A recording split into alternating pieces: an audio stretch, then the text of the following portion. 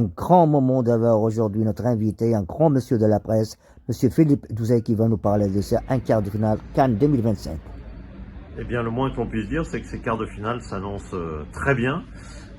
Cette Cannes fait le jeu des favoris, ce qui est finalement relativement logique. Des très bons terrains, des bonnes conditions climatiques, même s'il y a beaucoup de pluie, mais en tout cas c'est très favorable au football, puisque la température est clémente, il n'y a pas de lourdeur du climat, et donc ça avantage évidemment la qualité du foot. À l'arrivée, du coup, les favoris sont là.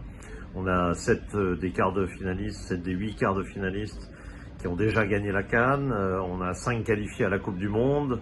On en a 3 qui ont échoué de peu à la qualification, en tout cas pour le Cameroun et pour le Nigeria. Pour le Mali, c'était un peu moins clair, cette déroute en qualification pour la Coupe du Monde. Mais globalement, c'est quand même des équipes constituées. Tous les favoris sont là, à part donc peut-être le Mali qui s'est glissé là aux dépens de la Tunisie avec des tirs au but. Mais pour le reste, disons qu'on a vraiment une Coupe d'Afrique étonnante, d'un classicisme surprenant.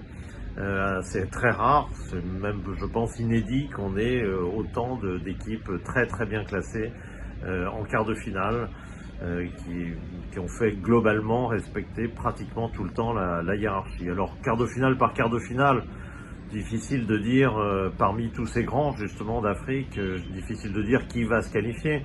On se doute bien qu'il va y avoir des matchs serrés, on se doute bien qu'il va y avoir des tirs au but, qu'il va y avoir des qualifications qui se tiennent à pas grand chose. On peut le penser entre le Maroc et le Cameroun, qui sera très très serré.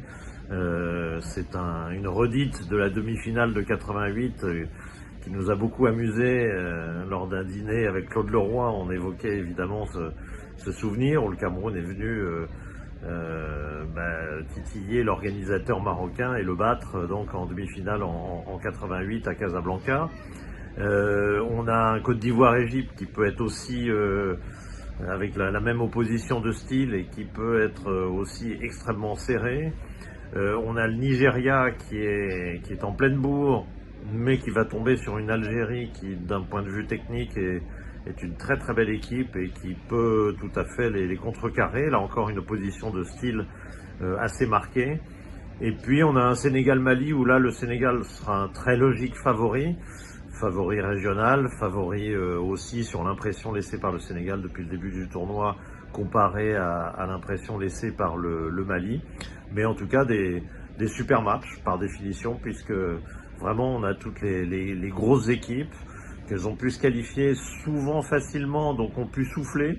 Elles ont pas été tout le temps à fond, ces équipes, parce que vraiment elles sont qualifiées relativement facilement, souvent premières de leur groupe, et souvent en pouvant faire souffler les joueurs au troisième match, parfois en ayant des huitièmes de finale pas trop difficiles non plus, pas très éprouvants pour les organismes.